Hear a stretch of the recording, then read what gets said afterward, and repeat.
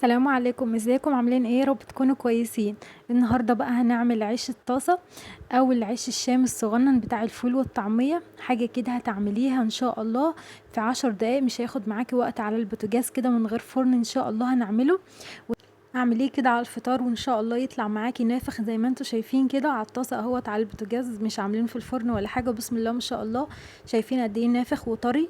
وهوريكم كمان من جوه يعني منظره ما شاء الله عليه. طري جدا وماهوش ناشف خالص، وهيطلع معاكي ممتاز. اعمليه ان شاء الله ويطلع معاكي بالحلاوه دي. شايفين من جوه عامل ازاي؟ ما شاء الله عليه. نافخ معانا ان شاء الله، مش هيطلع معاكي ولا واحده فيها تكون هبطانه. شايفين قد ايه طري وبيتلف معانا بكل سهوله ازاي. وما شاء الله عليه من جوه نافخ، ما فيهوش ولا واحده يعني لازقه في بعضها. شايفين ما شاء الله. اعملوا منه بقى احلى سندوتشات كده الصبح من الفول والطعميه، او اي حاجه حابه تاكليه بيها. شايفين؟ بتمنى بقى لو لسه مشتركتيش في القناه يا ريت تشتركي وتفرحيني بلايك وشير مع اصحابك. وتعالوا بقى نشوف العيش الحلو بتاعنا النهارده ده عملناه ازاي. العيش الشامي الصغنن بتاع الفول والطعميه، احلى عيش ان شاء الله تعمليه على الطاسه من غير فرن، وباذن الله يطلع معاكي نافخ. وان شاء الله تعملي منه احلى سندوتشات وتاكليها كده بسم الله ما شاء الله، حاجه تحفه. تعالوا بقى نسمي بالله، وما تنساش تصلي على الرسول عليه افضل الصلاه والسلام. ما تنسوش تحطوا اللايك الحلو بتاعكم اللي دايما بيفرحني. معايا هنا بوله وهنحط فيها كوبايه من اللبن. اكيد اللبن بيكون دافي معانا عشان الخميره تتنشط معانا بسرعه. كيس من الخميره الفوريه، ومعلقه ونص صغيرين من الملح، ومعلقه صغيره من السكر. وهنحط بالشكل ده، وعليهم كوبايه من الدقيق، وهنقلبهم كويس ونسيبهم شويه. ده الاختبار بتاعنا اللي احنا بنعمله في الاول. حطيت هنا كوبايه من الدقيق، حطيتهم في الاول كده مع الايه مع اللبن مع السكر والملح. وبعد كده سبتها شويه، يعني سبتها 10 دقايق بس نشوف الخميره بتاعتنا شغاله ولا لا. هتغطي عليها وتسيبيها 10 دقايق تشوفيها بس ايه، نختبرها يعني عشان ايه ما نبوظش العجين كله معانا. وبعد كده حطيت 3 كوبايات ونص من الدقيق. دقيق المخبوزات، دقيق متعدد الاستخدامات اللي متوفر عندك. هنعجن بقى كويس، اهم حاجة نعجن كويس عشان نطلع معانا النتيجة تكون كويسة في الاخر. اهو هنلم بقى كل العجين بتاعنا كده. ولو احتاجنا ايه نزود يعني مية، نزود مية. ما عندك حليب يعني زودي لبن عادي خالص. بس هو اصلا بيتعمل بره، يعني العيش الشامي ده بيتعمل بره في الافران وكده، اصلا بيعملوه بالميه يعني مش بيحطوا لبن ولا حاجه. فانت لو حابه تعمليه بميه بس من غير لبن حطي.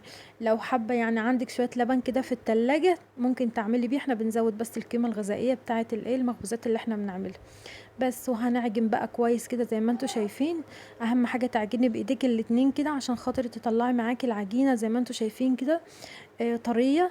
وتكون برضو مش ملزقه في ايدك، لا بتكون طريه بس لكن ما بتلزقش في ايدينا. ماشي. بعد كده هنسيب بقى العجين بتاعنا يخمر براحته. هو اصلا الجو حر فهتلاقي العجينه معاكي خمر بسرعه.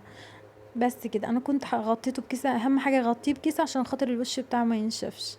ورش عليه شويه دقيق من فوق كده عشان ما يلزقش في الكيس. بس كده. خلصت والعجين ما شاء الله خمر معانا اهوت. هنجيب بقى المفرش بتاعنا وهنحط عليه شويه من الدقيق كده عشان ما يلزقش معانا. وهنكور زي ما انتوا شايفين كده. الكور بتكون معاكي صغيرة، يعني الكور العيش الصغنن ده بتكون صغير.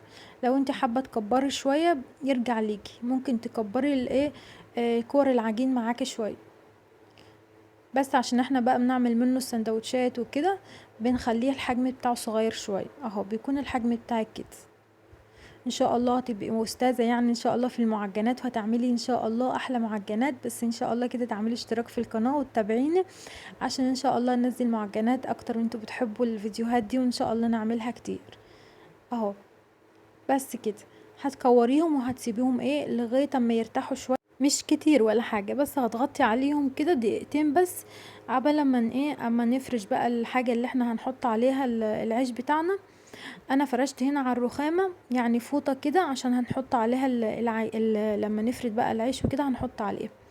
اهو عايزين بقى وانت بتفردي كده بالنشابة ما تتكيش قوي عليها، ما تتكيش قوي على العجينة بتاعتك وانت بتفرديه، عشان خاطر يقب معاكي كده في الطاسة ويبقى السمك بتاعه بالشكل ده. اهو يعني ما تحاوليش ان انت ترهفيه قوي عشان ينفخ معانا كويس في الطاسة ما ينشفش معاكي. شايفين؟ يعني ما تتكيش برضو ايه بالنشابة يعني ما تتكيش عليها او بالراحة كده وافرديها خالص. اهو بالشكل ده. زي ما قلت لك كده، ما تحاوليش ان انت ترهفي قوي، ما تحاوليش ان انت تفرديه قوي، بتكون السمك بتاعه بالشكل ده عشان خاطر ايه ينفخ معاك ويبقى كويس. هنخلص بقى الكمية بتاعتنا بالشكل ده. لو حاسة ان هي بتلزق معاكي كده، حطي رشة من الدقيق من فوق ومن تحت، بس ما تكتريش الدقيق قوي عشان ما يتحرقش معانا في الطاسة، دي اهم حاجة. اهو بالشكل ده. شايفين انا بفرد وبنفض برضو معايا عشان خاطر ايه لما نيجي نسوي ما نلاقيش ان الدقيق ده بينحرق معانا في الطاسة. حاجة خفيفة خالص لا تذكر كده، عشان بس عشان ايه ما تلزقش في النشابة وانت بتفرديه. شايفين اهو. هتحطي زي ما قلتلك فوطة كده وهتفردي عليهم بس ربع ساعة، هنسيبهم بس يخمروا شوية ربع ساعة كده عبال ما يخمروا معانا. هتحطي بقى الطاسة بتاعتك. انا في الاول حطيت الطاسة اهوت، بس سخنتها في الاول خالص، يعني هتسخنيها كويس. وبعد كده هتجيبي بقى اول رغيف انت عملتيه، تحاولي بقى تعرفي كده اول رغيف انت فردتيه فين وهتحطيه، عشان هو بيكون الخمر الاول، يعني بيكون هم خمروا الاول. وبس كده هتفضلي بقى تحركي شمال ويمين كده لغايه اما ينفخ معاكي. النار زي ما قلتلك بنسخن الطاسة، وبعد كده النار بنهديها. لما نحط الرغيف بتاعنا النار على الهادي لغايه اما تقلبي الرغيف من فوق ومن تحت لغايه اما ياخد اللون الحلو اللي انتوا شايفينه ده. وبصي ساعه ما ينفخ معاكي شويه كده هتحركيه شمال ويمين عشان خاطر النار تتوزع من كل ناحيه وينفخ معاكي بسرعه. اهو. على فكرة النار يعني هتكون معاكي مش هادية قوي، لا، فوق الهادية بشوية، يعني ايه، لا هي هادية قوي ولا هي عالية قوي تحرق معاكي. انا جبت هنا معايا حلة تيفال اهوت او طاسة اي حاجة عندك، وايه ساعدتي معايا، يعني انا حاطة هنا على العينين، حاطة على الناحية التانية وحاطة هنا كمان. ماشي. فقلت بقى عشان انجز بسرعة واخلص، هما مش هياخدوا معاكي وقت خالص. نص كيلو دقيق هيطلع معاكي كمية ممتازة، وما شاء الله يطلع معاكي نافخ كله بالطريقة اللي انتوا شايفينها دي. وان شاء الله يطلع معاكي ولا اروع من كده، وان شاء الله مش هتشتريه تاني من بره، واعملي منه كمية حلوة كده وحطها عندك في الفريزر وافطري وتعشي بيها، ان شاء الله تطلع معاكي ممتاز. شايفين ما شاء الله نافخ كله ازاي اهو. زي ما قلت لك كده، حاولي ان انتي تحطي اللي انتي خبزتيه الاول، قصدي فردتيه الاول وبيكون خمر هو الاول، وبعد كده تحطيه يعني تسويه. اهو شايفين ما شاء الله بينفخ ازاي من كل ناحية.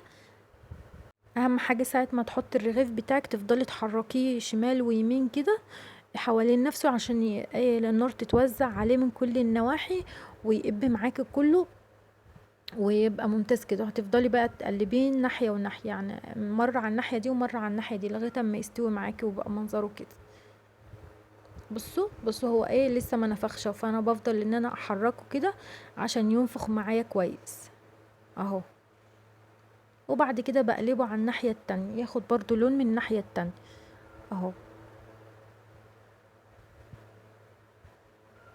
شايفين ما شاء الله هيطلع معاكي احلى من كده كمان ان شاء الله تعمليه.